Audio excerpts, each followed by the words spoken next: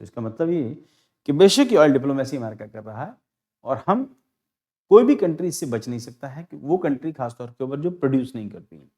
Alternative इसका वही electric vehicle, lithium ion batteries हैं या फिर उसके अलावा किसी और आयन से डेवलप होने वाली बैटरीज, बट उसके लिए कम से कम 20 साल और चाहिए होंगे। इतना लिथियम भी तो दुनिया में नहीं है, और अगर है भी तो चाइना के पास है, तो चाइना के ऊपर हम डिपेंडेंट है। दुनिया की पूरी कंट्री, पूरी दुनिया की सारी कंट्री चाइना पर डिपेंडेंट है। जब तक कि नई टेक्नोलॉजी इवॉल्व नहीं हो जाती, चाइना ही मास्टर रहेगा और इस क्रूड ऑयल या ऑयल डिप्लोमेसी में अमेरिका ही हमेशा जीतेगा। पर हर कंट्री की अपनी अपनी डिप्लोमेसी होती है। इंडिया अपनी डिप्लोमेसी के अकॉर्डिंगली जो उसको सूट करेगा वो करेगा। इंडिया को वही करना चाहिए। अमेरिका के कहने पर हम पाकिस्तान नहीं है जो अमेरिका के ट्यून पर हम नाचेंगे, हम उसकी बैंड वैगनिंग नहीं करेंगे अमेरिका की। बाकी डिपेंडेंसी है हमारी अमेरिका के ऊपर, जिसको हम लोगों ने कल की क्लास में डिस्कस किया था। टेक्नोलॉजी में we are dependent on America, हम डिनाई नहीं कर सकते। अगर हम अमेरिका का साथ छोड़ते हैं तो पीछे रह जाएंगे। दुनिया में जिन कंट्रीज ने एरोगेंस दिखाई है अमेरिका के अगेंस्ट, वो सब कंट्रीज पीछे रह गई। तो जो अमेरिका के साथ मिलकर चली उन सब ने तरक्की की।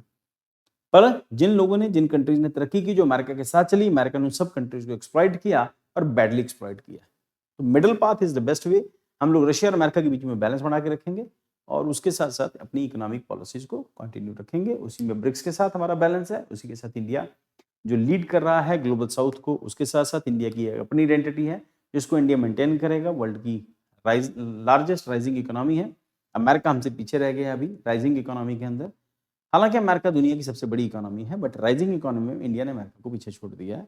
और चाइना बड़ी इकोनॉमी है, वो भी अमेरिका जैसी बड़ी इकोनॉमी है। अमेरिका से उसका साइज छोटा, पर इंडिया से अभी भी 3 गुना बड़ा है। चलो नेक्स्ट चलते हैं। India EU trade deal a strategic turning point. हमारे और यूरोपियन यूनियन के बीच में इंडिया और इंग्लैंड की डील अलग से है। हमारे जो यूरोपियन यूनियन की जो डील है, इस डील में इंडिया को स्ट्रेटेजिकली कई सारे एडवांटेजेस मिले। जैसे इंडिया अपनी मार्केट के लिए अमेरिका के ऊपर सिर्फ डिपेंडेंट नहीं है। कहते हैं दैट इज इंडिया के साथ जो ईयू डील है, मदर ऑफ ऑल डील्स कहते हैं। तो it is blessing in disguise. अगर अमेरिका हमारे ऊपर सैंक्शंस नहीं लगाता, तो इंडिया और अमेरिका हमारे ऊपर सैंक्शन नहीं लगाता या यूरोपियन यूनियन पर सैंक्शन नहीं लगाता, तो शायद ये दोनों क्लोज नहीं आते। इन दोनों को क्लोज आने से एक दूसरे की पोटेंशियल, उनकी रिलायबिलिटी और उसके साथ कई सारी और चीज़ें जो हैं वो दो इनके आने से इस डील के बाद पॉसिबल हो सकी। हो सकता है आने वाले टाइम के अंदर रशिया का जो थ्रेट है यूरोपियन यूनियन को, और जिसको अमेरिका प्रोटेक्ट करने के लिए एक शील्ड का काम करता है, हो सकता है कि रशिया अपने रिलेशन यूरोपियन यूनियन से बेटर कर लेता है।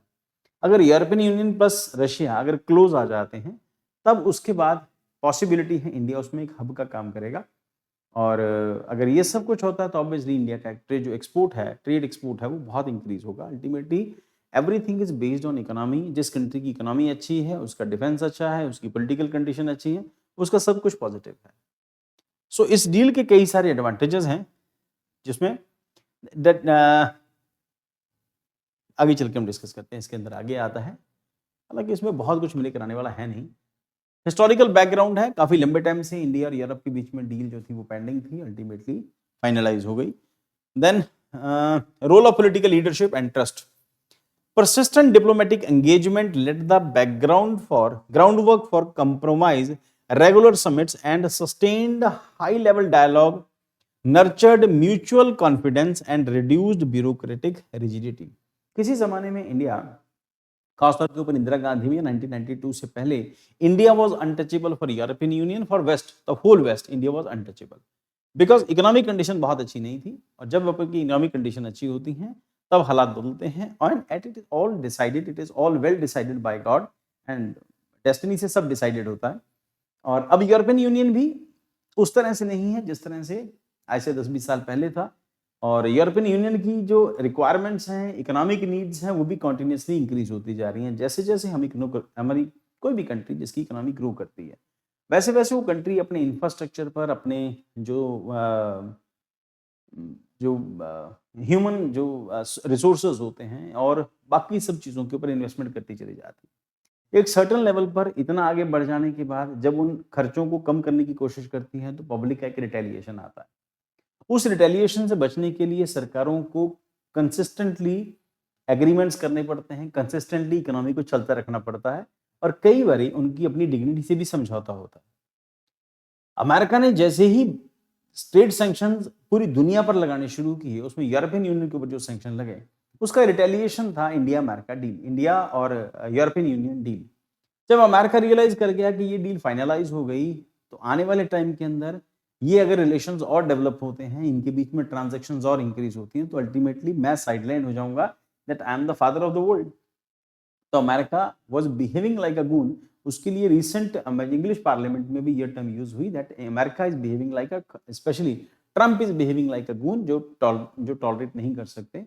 फिर उसके बाद ट्रंप को रियलाइज होना शुरू हुआ, तो मोल्ड डाउन होना शुरू हुआ। तो वो जो ट्रंप का जो मेल्टडाउन है या ट्रंप का मोल्ड हो जाना है, उसके बाद इंडिया अमेरिका डील और इंडियन यूरोपियन डील जो है वो अपने आप में एक माइलस्टोन है। इंडिया अमेरिका डील एक साइड रहेगी, इंडियन यूरोपियन यूल एक अलग सेक्शन में, इसको अलग कंसर्न में आप इसको समझते हैं, एक अलग पॉइंट ऑफ व्यू से इसको हम लोग अलग से डिस्कस करते हैं। सो दोनों तरफ से जो जो बिल्डिंग कॉन्फिडेंस बिल्डिंग का प्रोसेस है वो दोनों तरफ से शुरू होता है। India gradually soften protectionist impulses by framing European as dependable and diversified partner. Europe encouraged institutional flexibility and pragmatic negotiations approach. The willingness of political leadership, ultimately ये possible नहीं होता अगर willingness नहीं होती, political leadership का role इसमें majorly नहीं होता। To invest political capital, help transform of extended stalemate into the functional agreement, strengthening trust and broadening. So geopolitical drivers behind the agreement क्या क्या थे? Intensifying rivalry among major powers, और उसमें Russia, China और USA, इनकी जो rivalry है। सो supply chain disruptions and economic correction concerns, दुनिया चाइना पे डिपेंडेंट हो गई, चाइना में कोरोना आ गया,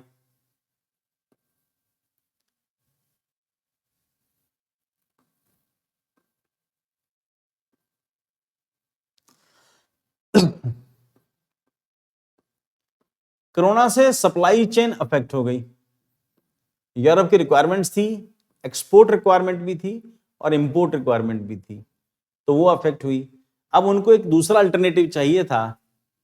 sometime it is China plus one, sometime alternate of China, that is India, because India is also market.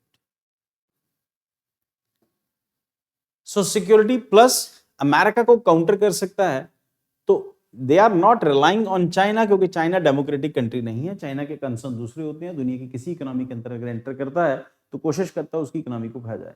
तो इस करके उनको इंडियन जो डेमोक्रेसी है और इंडिया की क्रेडिबिलिटी है उसके ऊपर उनको बिलीव था, प्लस लीडरशिप अच्छी है, stable government plus rising economy, there are so many factors जिसकी वजह से यूरोपियन यूनियन एग्री कर जाती है इंडिया के साथ डील करने के लिए, अल्टीमेटली प्लॉट प्रिपेयर होता है। So security uncertainties in the Indo-Pacific and Eurasian regions, both India and EU perceive diversification and partnership as a tool for strategic resilience. The agreement therefore reflect a pragmatic adaptation of shifting global balance rather than merely economic calculation. तो यहाँ पर personal relations का develop हो जाना plus जो दूसरी countries हैं उनका आपस के रिलेशंस का टेंस होना, ये कई सारे फैक्टर थे जिसकी वजह से दे कम टुगेदर।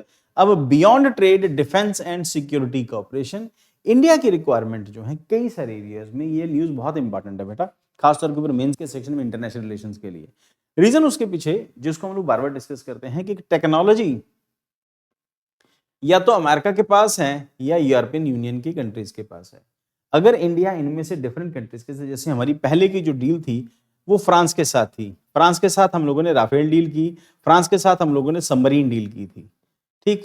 प्लस कुछ ऐसा हुआ कि जिसकी वजह से कुछ डाटा वाटा लीक हो गया, तो अब इंडिया ने फ्रांस से सबमरीन लेने का जो डेवलप की हो चुकी है वो ठीक है, अब इंडिया जर्मन सबमरीन को बाय कर रहेगा जिनकी टेक्नोलॉजी कंपैरेटिवली बेटर है। रशिया, इंडिया, इटली के साथ भी रिलेशन अपने डेवलप कर रहा है, और बाकी की कंट्रीज हैं स्विट्जरलैंड, ये वो सब है, उनके साथ भी इंडिया अपने रिलेशन सेपरेटली डेवलप कर रहा है ताकि उनसे जो टेक्नोलॉजी ली जा सके, खासतौर के ऊपर जो ग्रीन एनर्जी टेक्नोलॉजी है उसके ऊपर इंडिया की डिपेंडेंसी है। प्लस हम लोगों ने डिस्कस किया था इससे पहले न्यूज में कि इंडियन एक्सपोर्ट्स वहां पर जब यूरोप के अंदर जाएंगे तो उनके ऊपर कार्बन टैक्स जो है वो नहीं लगाएगा, जो यूरोप यूनियन ने हमें जो प्रॉमिस किया है कि आपके ऊपर कार्बन टैक्स नहीं लगेगा। और प्लस उसके साथ वो हेल्प करेंगे हमारी इसकी रिडक्शन में, कार्बन रिडक्शन के अंदर, प्लस उसके साथ जिसको हम लोग बार बार डिस्कस करते हैं कि रिलेशंस को डेवलप करने का एक बेसिक तरीका होता है कि आपकी दोनों कंट्रीज की आर्मी और नेवी बायलैटरल जो एंगेजमेंट है, बायलैटरल एक्सरसाइजेस के अंदर एंगेज रहें। यहां पर भी ये है joint Naval exercise and maritime domain awareness. तो इसका मतलब नेवी और यहां पर नवल एक्सरसाइज, तो क्योंकि यूरोपियन यूनियन के पास नेवी अच्छी हैं, उनके साथ कई सारी कंट्रीज हैं क्योंकि वो पानी से घिरा हुआ है, इस करके उनके पास नवल रिसोर्सेज कई सारे हैं। Information sharing on the security threats, institutional mechanism for regional capacity building. So such measures elevate the realization relationship from transitional trade to strategic alignment.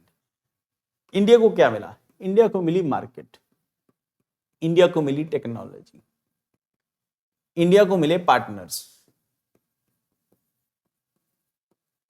जो अल्टरनेटिव थे USA. So energy partnership and climate collaboration, जिसको मैंने discuss किया, renewable energy के अंदर, green hydrogen production के अंदर, clean infrastructure financing के अंदर, तो यहां पर उनकी एक्सपर्टीज है। इंडिया उनसे ये टेक्नोलॉजी ले सकता है या फिर उनसे इक्विपमेंट्स बाय कर सकता है। टेक्नोलॉजी इनोवेशन के अंदर सेमीकंडक्टर्स में इंडिया हम लोग इनके साथ कोऑपरेट कर सकता है, देन आर्टिफिशियल इंटेलिजेंस में कोऑपरेट कर सकता है, डाटा गवर्नेंस में कोऑपरेट कर सकता है, डिजिटल पब्लिक इंफ्रास्ट्रक्चर में इंडिया इनके साथ कोऑपरेट कर सकता है। Can enhance technological sovereignty and reduce over dependence on single global power, that is China या चाइना +1 या फिर India as a whole. Joint standard setting also help preserve democratic and ethical norms.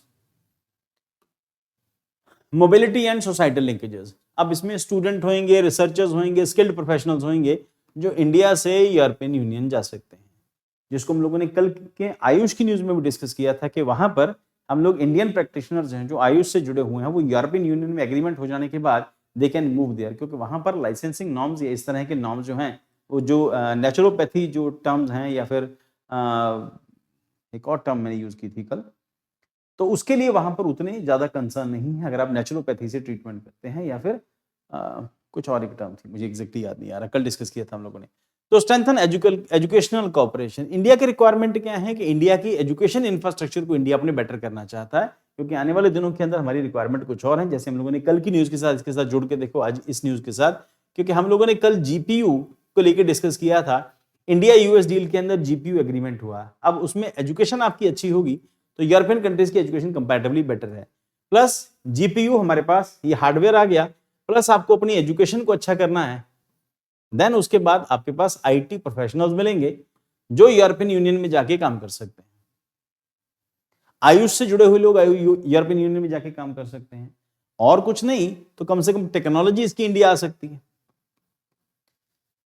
So contribution to a multipolar global order, तो ये जो question है ये international relation के section के अंदर आपको आएगा, तो आप इसको ठीक से अगर मैनेज कर लेते हो तो इसमें ना, और या फिर ये आपका एसए का सेक्शन है। अगर आईआर के ऊपर एक ऐसे आया इंडिया यूरोपियन यूनियन रिलेशंस को लेके, तो पॉसिबिलिटी है कि जो अभी जो अगले जो मेंस होंगे उसमें इंडिया ईयू डील और इंडिया यूएसए डील से रिलेटेड क्वेश्चंस आएंगे। अभी रिसेंटली इंडिया मलेशिया डील हुई है ना, उसको हम लोग कल की क्लास में डिस्कस करते हैं। तो मल्टीपल ग्लोबल ऑर्डर इसमें डेवलप होएगा, encourage balance and global growth, promote democratic governance, moderate geopolitical rivalries through dialogue and cooperation. As I told you कि पॉसिबिलिटी है कि कल को यूरोपियन यूनियन प्लस रशिया अगर क्लोज आते हैं, यूएसए का थ्रेट अगर यूरोपियन यूनियन को खत्म हो जाता है, क्योंकि यही यूएसए इसी थ्रेट को यूरोपियन यूनियन को बेच रहा है। अगर ये थ्रेट खत्म हो जाता है, ईयू और रशिया अगर क्लोज आते हैं, तो उसमें इंडिया एक हब का काम करेगा, और इसमें इंडिया को हम दूसरे सेंस में देखें तो ये ग्लोबल साउथ, आप लोगों को पता होगा जो लोग क्लास करते हैं, तो ग्लोबल साउथ में इंडिया ग्लोबल साउथ का लीडर बन सकता है। ग्लोबल साउथ वो कंट्रीज जो डेवलपिंग कंट्रीज हैं, ज्यादातर जो इक्वेटर के ऊपर की कंट्रीज वो डेवलप्ड हैं, इक्वेटर के नीचे की कंट्रीज डेवलपिंग कंट्रीज हैं, या फिर ये वो कॉलोनी वो कंट्रीज हैं जो कभी ना कभी यूरोपियन कंट्रीज की या अमेरिका की, इन सब कंट्रीज की कभी ना कभी कॉलोनी रह चुकी है, तो इंडिया उनका लीडर बन के आ सकता है।